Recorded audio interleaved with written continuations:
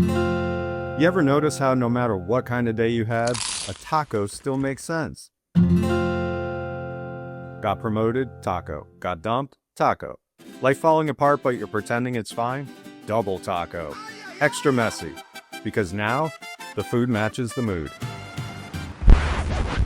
Even that tough New Yorker folding his pizza in half is subconsciously reaching for the comfort of a soft taco hug. And he doesn't even know it. But tacos weren't invented for your feelings. They were invented because ancient humans didn't have time for plates, which means the taco might be the most successful piece of edible engineering in human history. And today, we're tracing how that humble corn tortilla went from survival tool to street food, to emotional support system, to something served on a slate tile with foam and a backstory. Welcome to One Up the Annals. I'm your host, Rab Greason. And I'm Victoria. Quick taco disclaimer before we start. No tacos were harmed in the making of this episode. But several were eaten in the research process. For science, of course. We recognize tacos in all their forms. Street tacos, grandma tacos, questionable 2 a.m. drive-thru tacos. We do not recognize fork tacos, foam tacos, or tacos that require a server to explain their childhood. If your taco arrives with a manifesto, you're in the wrong place. If it drips on your wrist and fixes your mood, you're in the right place. And if you lick it off your wrist, you're our kind of people. Let's go!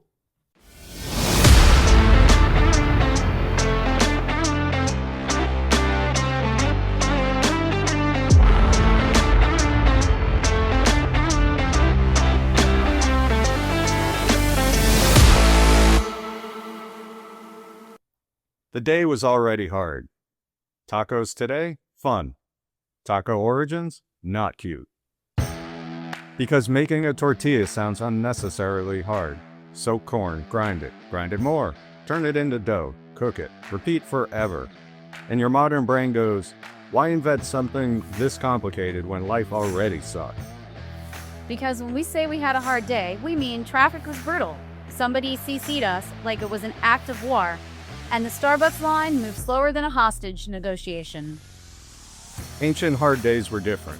Nothing tried to invade my village today. No animal attempted to fold me like a taco and take a bite. There was no grocery store, no microwave, no Taco Tuesday deal. If you wanted food, you made food. Or you didn't eat. And in Mesoamerica, that day often started before sunrise with corn. Not because it was trendy, because it was what grew. Grinding maize, cooking, feeding people, keeping life moving. And here's the part most people don't know. Corn, by itself, is kind of a scam.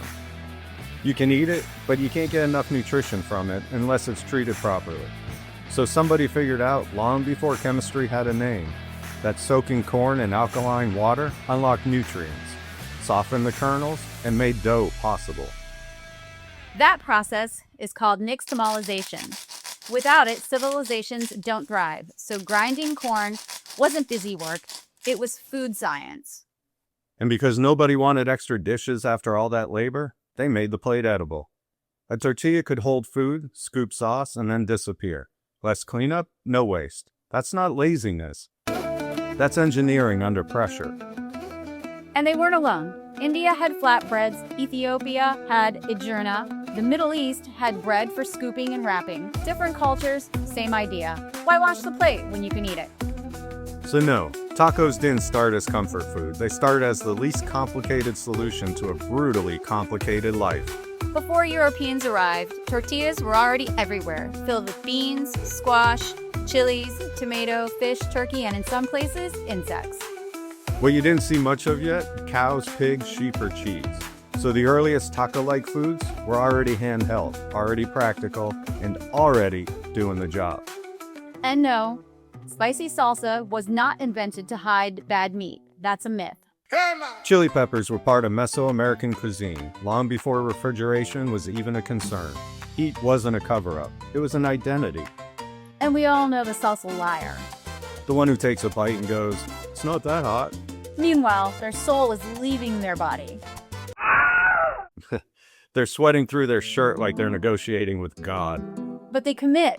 Because nothing ruins a human faster than ego and a poorly judged hot sauce. Salsa isn't a topping, it's structural. A taco without salsa is like a story without drama. Technically possible, but why? Then the Spanish arrived, and tacos changed. Suddenly, tortillas met pork, beef, cheese, and other stews. Fat entered the chat. This is when tacos start looking a lot more familiar to modern people, even if nobody's calling them tacos yet. As cities grew, tacos became street food. Fast, hot, portable, cheap. And when taco culture made it into the US, it didn't start in the restaurants, it started in the streets.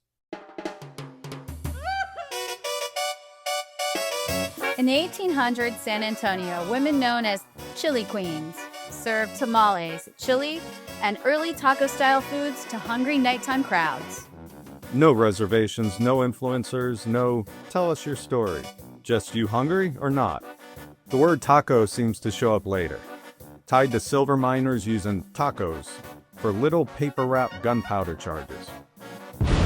So the theory is simple. They already had a word for compact stuffed bundle, and the folded tortilla fit the shape. The food came first, the name caught up later. Then came one of the greatest taco remixes of all time, tacos al pastor. Lebanese immigrants brought shawarma, meat roasting on a vertical spit. Mexico looked at it and said, cool, but pork. Swap pita for tortillas, bring in chilies, throw pineapple into the argument, and there you go. Tacos don't protect purity, they absorb brilliance. Once food became more reliable, tacos became more than survival. They became memory. Late nights, breakups, celebrations, Tuesdays. You don't schedule tacos, you arrive at tacos. They don't judge, they just show up hot. And if a little sour cream ends up on your cheek after a bite, that's not sloppy eating. That's the taco giving you a tiny comfort kiss for making it through the day. Then, modern civilization asked the most modern question possible. What if tacos were available at 2:17 a.m. without human interaction? Enter the drive-thru. Taco Bell didn't invent tacos. They industrialized the feeling. And that perfectly preformed hard taco shell? That's not ancient, that's American engineering. Because once tacos hit the assembly line, somebody asked, what if this thing could stand up by itself so teenagers could fill 400 of them in an hour? And because humans turn everything into physics, there's basically an ideal taco eating angle too. Around 45 degrees. Too high and the filling deflects. Too low and now your jeans are having dinner too. That's taco neck, a small bow to gravity in exchange for happiness. And somehow taco logic even made it into space. Astronauts prefer tortillas over regular bread because bread makes crumbs, and in zero gravity, crumbs don't fall, they float. Which means the taco isn't just another comfort food, it's space approval survival engineering. Every great food goes through this phase. The moment someone looks at a thing that works perfectly and decides it needs to be elevated. Not improved, elevated?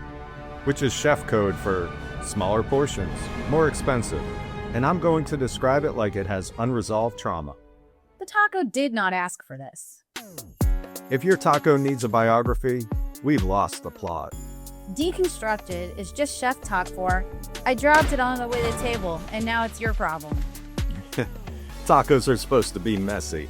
If nothing falls out the back, you're not eating a taco, you're eating a lie. Because the taco's deeply unsuited for performance. It's a working class genius in a borrowed tuxedo. And here's the annals truth. Tacos survived because they worked. Fields, streets, mines, family dinners, late nights, parking lots. They fed people when life was physically hard. Then they stayed where life got enormously hard. Every culture built some version of taco logic. Mexico just made one the world learned to say out loud. Where comfort becomes legend. Sometimes wrapped in corn, dripping on your hand, and eaten in a parking lot at 3 a.m. while you rethink your life. We came for the taco truth. You stayed through the hunger and the laughs. And now it's in the annals. I'm Rab Greason. And I'm Victoria. Good night. Good night.